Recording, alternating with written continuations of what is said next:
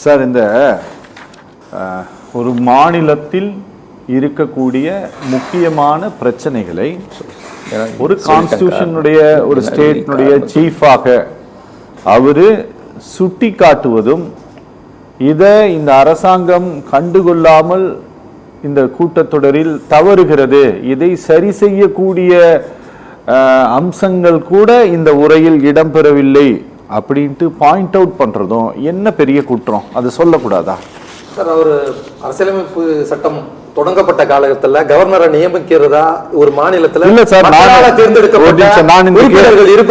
நான் இதை இன்னும் கூட தெளிவா கேட்டுக்கிறேன் சார். என்னன்னா, இப்ப இவ்வளவு பேர் தற்கொலை பண்ணி இறந்துக்கிறாங்க அப்படிங்கிற தகவல்களையும், போதை மருந்து அதிகமாயிருக்கு அப்படிங்கிற தகவல்களையும் அவரு டிஜிபி கிட்ட கூப்பிட்டு கேட்பது அப்படிங்கிறது நிர்வாக நடைமுறைக்குள் வந்து விடுகிறது.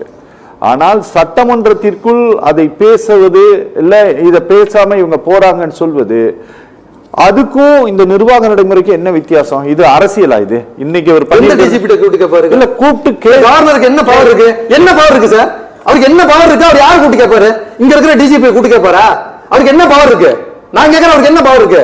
இந்த நாட்டுல அரசியலமைப்பு சட்டம் தொடங்கப்பட்டப்ப அவர்களுக்கான பவர் சொல்லும் போதே அந்த கூட்டத்தொடரிலே விவாதிக்கப்படுது.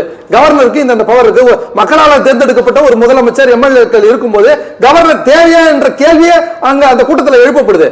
அப்பயே சொல்றாங்க இது ஒரு நியமன பதவி, இந்த நியமன பதவிக்கு சட்டன் பவர்ஸ் இருக்குன்னு அவர்களுடைய பவர்ஸ் அப்பயே வரையறுக்கப்பட்டது. இந்த நாட்டை பொறுத்தவரை, தமிழ்நாட்டை பொறுத்தவரை மக்களால் தேர்ந்தெடுக்கப்பட்ட எம்எல்ஏ ஆகட்டும், எம்எல்ஏக்களால் தேர்ந்தெடுக்கப்பட்ட முதலமைச்சர் ஆகட்டும், இவர்களுக்கு தான் முழு பவர் இருக்கு. நீங்க நாட்டில் இருக்கக்கூடிய ஒரு அண்ணன் சொன்ன மாதிரி சோர்சஸ் பப்ளிக்ல அவைலபிள். எங்க போதை மருந்து கடத்தல் இருக்குதுன்றது எல்லாருக்கும் தெரியும். குஜராத் போர்ட்ல எவ்வளவு பிடிக்கும் டெய்லி செய்தித்தாள்கள்ல படிக்கிறோம். செய்தித்தாள்கள்ல வர செய்தி எப்படி நீங்க மறுக்க முடியும்? அது முழுக்க முழுக்க செய்தித்தாள்கள் செய்தி தானே. இன்னைக்கு இருக்கிற ஜிடிபில எந்த இடத்துல இருக்கு அதை நீ ஒத்துக்க மாட்டேன். மத்திய அரசு சொல்லக்கூடிய எந்த ஒரு டேட்டாவும் நீங்க சென்ட்ரல் கவர்மெண்ட் வெளியிடக்கூடிய டேட்டாவில் கல்வியில் சிறந்த தமிழ்நாடு நான் ஒத்துக்க மாட்டேன்.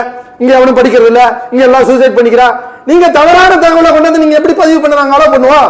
உங்களுக்கு பெரியார சொல்ல வலிக்குது, அம்பேத்கரை சொல்ல வலிக்குது, பெண்களுக்காக போராடிய இந்த தலைவர்களுடைய பெயரை சொல்ல மறுக்கிறதுக்கு உங்களுக்கு வலிக்குது. சரி, நீங்க நான் டாக்குமெண்ட் நான் திருப்பி சொல்றேன், எனக்கு கடந்த முறை நீங்க மறுத்துட்டீங்க, நான் இதை படிச்சே காட்டுவேன். பத்திரிகையில் வந்த செய்தி, in August 2020 the NSCN IM accused R.N. Ravi of deleting a key word from original 2015 framework agreement. இது இன்னைக்கு இருக்கு. நான் சொல்றேன், அவர் கடந்த காலங்களை போலவே அவர் டாக்குமெண்ட் மாத்துறது, ஒரு அறமில்லாத செயலை சொல்றது. அண்ணன் சொல்ற மாதிரி அவர் தகுதியான நபரே கிடையாது. அவர் ஒருமையில பேசினாரு, உங்களுக்கு கோபத்துல எல்லாரும் பேசுவாங்க.